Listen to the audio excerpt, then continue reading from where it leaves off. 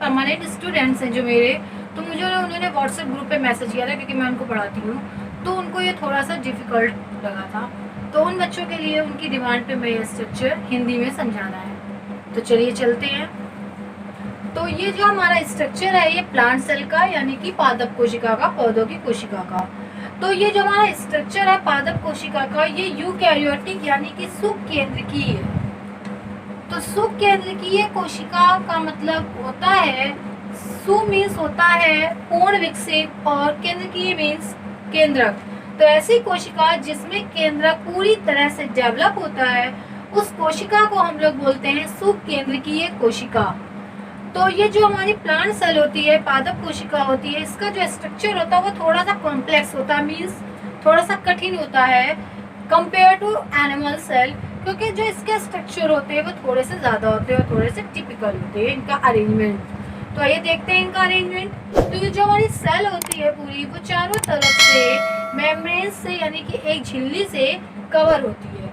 वो जो हमारी झिल्ली होती है, तो हमारी प्लांट सेल में जो आपको ये इधर 3 लेयर्स दिख रही है, ये हमारी थ्री लेयर्स जो होती हैं, एक होती है प्लाज्मा झिल्ली जिसको हम लोग जैव रसायन झिल्ली भी कहते हैं, और दूसरी होती है हमारी कोशिका भित्ति जिसको हम लोग कोशिका भित्ति बोलते हैं। यह सिर्फ और सिर्फ प्लांट सेल में होती है, ये जंतु कोशिका में नहीं होती है। तो ये जो हमारा स्ट्रक्चर दिख रहा है, इसमें जो बाहर की तरफ बाहरी झिल्ली और अंदर वाली जो झिल्ली है, यानी ये दोनों जो कलाएं हैं, जो मेम्ब्रेन है, जो इसको चारों तरफ से घेरे हुए हैं, तो इस झिल्ली को, इस मेम्ब्रेन को बोलते हैं प्लाज्मा झिल्ली या कोशिका झिल्ली।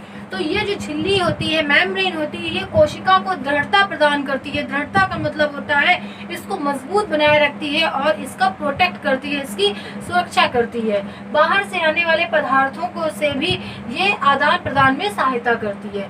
दूसरी जो हमारी बीच में लेयर दिख रही है, जो झिल्ली दिख रही है, उसको बोलते हैं कोशिका भित्ति।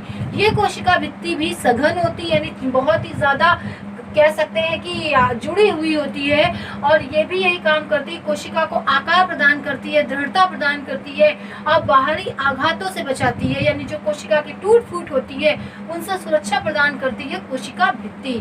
फिर इस स्ट्रक्चर में आप देख रहे हो कि इसमें जो हमारा पूरी कोशिका में लगभग जो ज्यादा पार्ट कवर किए हुए वो है ये हमारी रिक्तिका।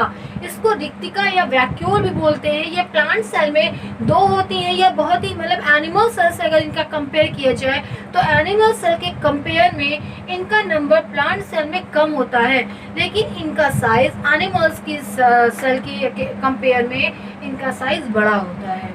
तो प्लांट सेल में जो हमारी वैक्यूल प्रेजेंट होती है वो ज्यादा पार्ट को कवर करती है। फिर इसमें छोटे छोटे जो पॉइंट्स है, इसको हम लोग बोलते हैं कोशिका द्रव्य।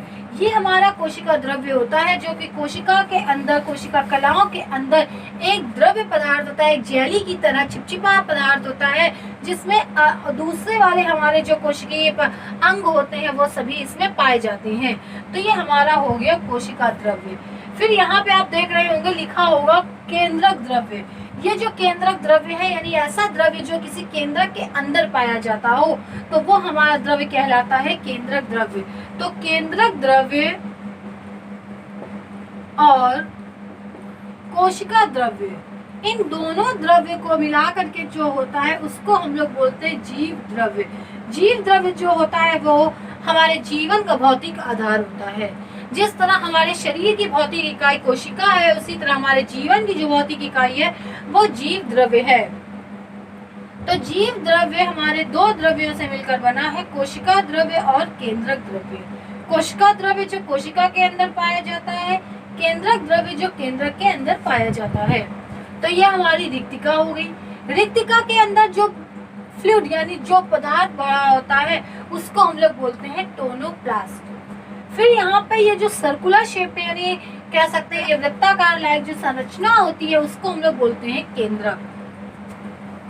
इस केंद्रक के चारों ओर एक झिल्ली जैसा है, जो झिल्ली है इसको बोलते हैं केंद्रक झिल्ली, जो केंद्रक को चारों ओर से घेरे रहती है। और इस केंद्रक झिल्ली से हमारी रॉड शेप में संरचना होती है जिसको बोलते हैं अंतःप्रद्रवी जालिका, यानी एंडोप्लाज्मिक रेटिकुलम, और इसको शॉर्ट में ER भी लिखते हैं। ये जो अंतःप्रद्रवी जालिका होती है इसमें हमारे राइबोसोम प्रेजेंट होते हैं, पाए जाते हैं।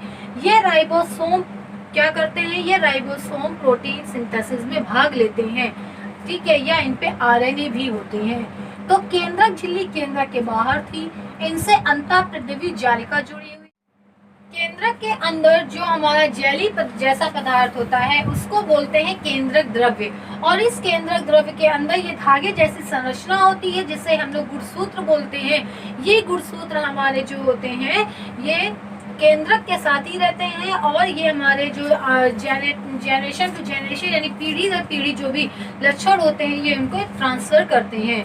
तो ये धागे जैसी संरचना कहलाती है गुणसूत्र, और इसमें ये जो राउंड शेप का स्ट्रक्चर दिख रहा है इसको बोलते हैं केंद्रिका। तो केंद्रक झिल्ली, केंद्रक द्रव्य और केंद्रिका ये तीनों भाग हमारे केंद्रक के होते हैं, और इसमें ही हमारा गुणसूत्र भी होता है। फिर ये जो हमारा साइटोप्लाज्म में है ये रॉड शेप का स्ट्रक्चर होता है, इसको गोल्जी काय बोलते हैं, या इसे ये गोल्जी काय गुणसूत्र के यानी जो हमारी मेल गैमीट होती है, नर जनन इकाई होती है, उसका जो अपर पार्ट होता है, शुक्राणु का अपर पार्ट, स्पर्म का अपर पार्ट, उसको बनाता है, और ये कोशिका में सेल में रहते हुए ट्रैफिक पुलिस की तरह भी वर्क करता है। फिर हमारे सेल में यहाँ पे जो स्ट्रक्चर प्रेजेंट है इसको बोलते हैं माइटोकॉन्ड्रिया। ये माइटोकॉन्ड्रिया कोशिका का पावर हाउस कहलाता है, क्योंकि ये हमारे कोशिका को ऊर्जा देता है, एनर्जी देता है, यानी कि ये रेस्पिरेशन में, श्वसन में भाग लेता है। फिर ये जो हमारे राउंड शेप के स्ट्रक्चर होते हैं इनको हम लोग स्फेरोसोम्स बोलते हैं, और ये जो हमारा पादप कोशिका का जो मुख्य अंग है वो है हमारा हरित लवक, क्योंकि जो हमारी कोशिका होती है उसमें हमारे 3 प्रकार के लवक होते हैं। उसको एक हमारा हरित लवक हो गया जो कि हमारी कोशिका में हरे रंग का होता है, ये पेड़ पौधों को हरा रंग प्रदान करता है। या हमारा दूसरा लवक होता है वर्णी लवक जो हमारे फल को, फूल को कलरफुल बना देता है, और दूसरा होता है अवर्णी लवक जो हमारे जो मेरिस्मेटिक टिश्यू होते हैं वहाँ पे ये प्रेजेंट होता है।